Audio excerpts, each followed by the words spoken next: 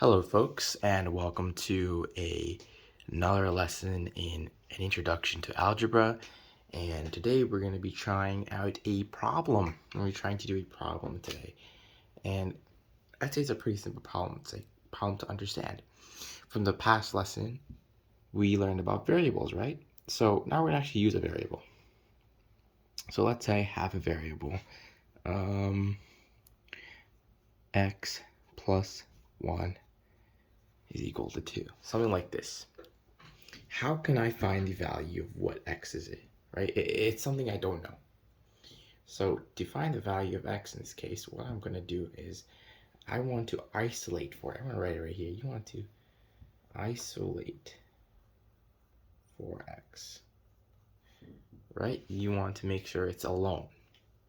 That's the most important step. So in algebra, you can move things left and right, but when you do so, you have to do the opposite operation. So what do I mean by that? So I want to isolate x, meaning I want to leave it by itself. So I'm going to write x. Now, what do I need to get rid of in this case? Right? If you look here, before I continue writing, what do I need to get rid of? I need to get rid of my plus 1, right? So to get rid of my plus 1, I'm going to move it to this side, right? But to do that, I need to get rid of 1 on this side, so I need a minus 1 on that side. So whatever I do on the left side, I need to do on the right side. So here, it's 2 minus 1 as well. See that? Now that got rid of my plus 1, because plus 1 minus 1, it gets rid of it. Right? So now all I have left is my x. And I have to calculate whatever's on this side. 2 minus 1 is 1. So that's how you can use a variable, how you can actually isolate for a variable, figure it out. And this is in the algebraic sense. Now you can also use, we can actually, before having do this, we can actually use another method to figure it out.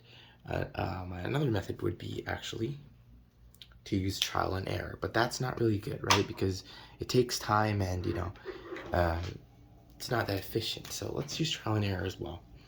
Let's do x plus 1 is equal to 2, right? Let's see what plus 1 will give us 2. 0 doesn't work. 1, right? It's kind of easy. 1 plus 1 is equal to 2. So thus, then our x has to equal 1. Right?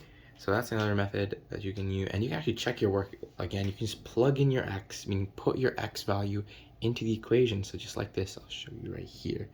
So if you do, just to check your work, you can do x, oops, since x is equal to 1, I can do 1 plus 1 that's equal to 2. You can see that. Hopefully that covers the main idea in this case.